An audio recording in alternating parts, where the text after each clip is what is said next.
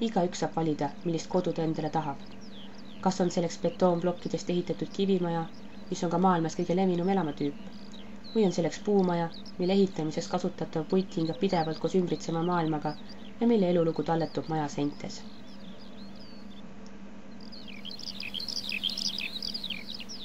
Kivist majade ehitamiseks saadakse materjali kaevandustest. Eestis on üle 500 kaevanduse, kust hangitakse ehituseks liiva, kruusa ja lubjakivi. Aastas võetakse maa seest ligi 10 miljonit kuupmeetrit materjali, mille kättesaamiseks tuleb eemaldada mullakama ja seal kasvab taimestik. Toore, mida kaevandame, on tekkinud miljonite aastate jooksul ja ei ole taastuv loodusvara. Põlevkivi kaevandamisel saadud toormest toodetakse elektrit, et saaksime süüa teha ja toota toasooja.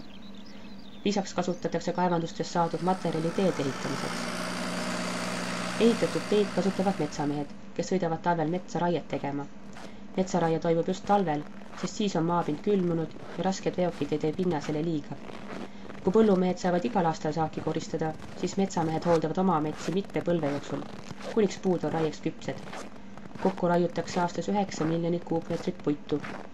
Ühe metsaringi pikkus on näiteks männil 90 aastat. Kuigi metsa igal aastal raiutakse, ei saa see kunagi otsa.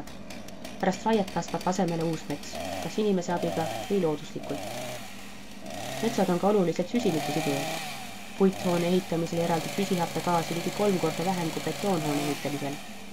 1 hektar metsa suudab tunnis neelata 2 kilogrammi süsihappegaasi. Sellise koguse eraldavad hingamise tulemusena 200 inimest tunni aja jooksul. Hapnikku toodab 1 hektar parasveetu metsa ööpäevas 23 kilogrammi. Sama koguse hapnikku tarvitab sõiduauto 100 kilomeetri läbimiseks.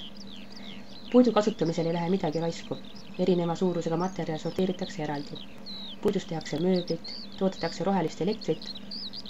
Puit on ka oluline biokütus, seda kasutatakse toasooja tootmiseks. Puidust tehakse paberit ja paberist väärtuslikke raamatuid. Lisaks, metsad on olulised puhkekohad, kus veeta mõnus suvepäev või õhtu. Raiutud metsarangilt võib korjata pohli. Mets on ka väga oluline elupaik.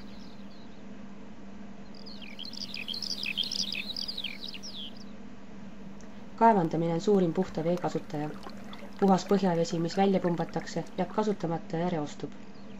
Pärast kaevandamist on kasutatud piirkond taimestikuta ja vajab inimese abi taastumiseks. Kõige enam on näiteid tuua Kirde-Eestist, kus kaevandatud alasid taastatakse metsaistutamisega. Kaevandused on tavainimesele nende kasutamise ajal suletud. Raiutud metsaala ei ole esimesel aastal ilus vaatelist.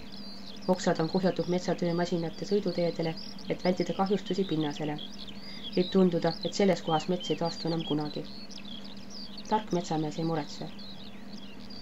Juba järgmisel aastal võib raielängelt leida väikseid puid, mis 10 aastaga on metsamehest pikemad. 90 aasta pärast on mets taas küps ja raieks valmis. Muide, selle filmi jooksul kasvas tagasi 4 ühepere elamut.